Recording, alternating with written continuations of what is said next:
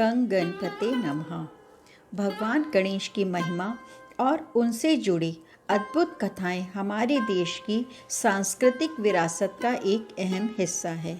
हर साल गणेश चतुर्थी के पावन अवसर पर लाखों श्रद्धालु गणपति बप्पा की पूजा अर्चना करते हैं और उनकी कृपा की कामना करते हैं। गणेश जी की अनेक लीलाएं और चमत्कारी कहानियां हमें उनकी असीम शक्ति और करुणा का एहसास कराती हैं। ऐसी ही एक मनमोहक कथा है भगवान गणेश और खीर की, जो हमें भगवान गणेश की भक्ति और प्रसाद के महत्व का संदेश देती है, जो मैं आपके साथ साझा करने जा रही हूँ। गणेश जी और खीर से जुड़ी एक अद्भुत और रोमांचक कथा, जो आपको गणपति बाप्पा के चरणों में और अधिक समर्पित कर देगी। तो चलिए गणपति भगवान की इस कहानी के बारे में जानते हैं कि आखिर उनकी खीर की कहानी क्या है और वो हमें क्या प्रेरणा संदेश देती है। तो चलिए शुरू करते हैं। गणेश जी की कहानी खीर वाली। एक बार गणेश जी ने एक दिन पृथ्वी पर मनुष्यों की परीक्षा लेने का निश्चय किया। उन्होंने अपने दिव्य रूप को छोड़कर एक साधारण बालक का रूप धारण किया और हाथ में एक चम्मच दूध और एक चुटकी चावल ले लिया। गली गली घूमते हुए वह पुकारने लगे, कोई मेरे लिए खीर बना दे, कोई मेरे लिए खीर बना दे। लेकिन लोग उनकी तरफ ध्यान ही नहीं दे रहे थे और उनकी इस अजीबोगरीब मांग पर हंस रहे थे। गणेश जी निरंतर एक गांव से दूसरे गांव घूमते रहे, लेकिन किसी ने भी उनकी मदद नहीं की। शाम के समय एक वृद्धा अपनी झोपड़ी के बाहर बैठी थी। गणेश जी ने उसकी झोपड़ी के पास से गुजरते हुए फिर वही पुकार लगाई, कोई मेरी खीर बना दे, कोई मेरे लिए खीर बना दे। वृद्धा, जो एक दयालु और कोमल हृदय वाली महिला थी, ने कहा, बेटा मैं तुम्हारी खीर बना दूंगी। गणेश जी ने उत्तर दिया, माँ अपने घर से सबसे बड़ा बर्तन ले आओ। वृद्धा थोड़ी असहज हुई, लेकिन उसने सोचा कि बच्चे का दिल न दुखाना चाहिए।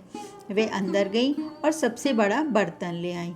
गणेश जी ने चम्मच से दूध पतीले में डालना शुरू किया। वृद्धा की आंखें आश्चर्य से खुली की खुली रह गईं जब उसने देखा कि दूध से पतीला भर गया है। गणेश जी ने इसी तरह सारे बर्तन दूध से भर दिए। फिर गणेश जी ने कहा, मैं स्नान करके आता हूँ, तब तक तुम खीर बना लेना, जब मैं वापस आऊँगा तब खाऊँगा।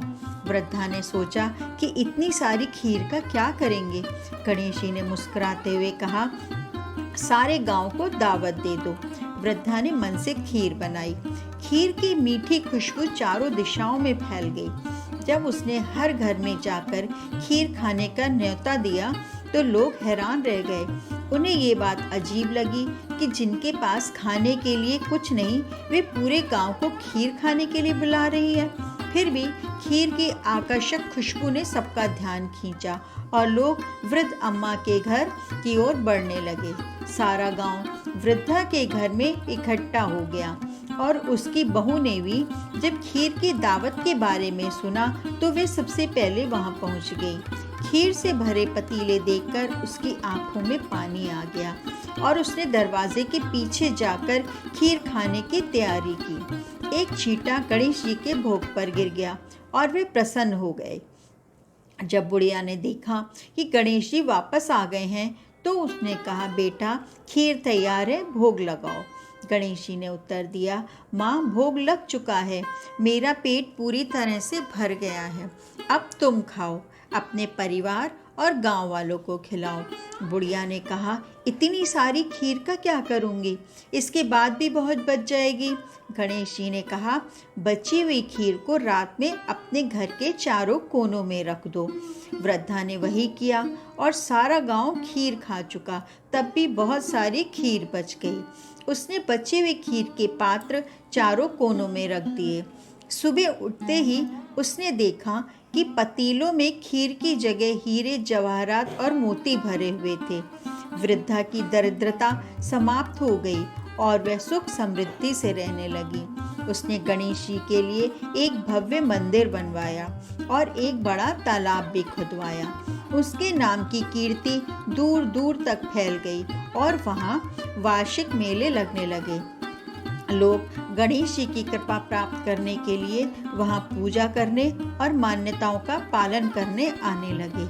गणेश जी ने सभी की मनोकामनाओं को पूरा किया और सबकी खुशियों का कारण बने। जय मंगल मूर्ति।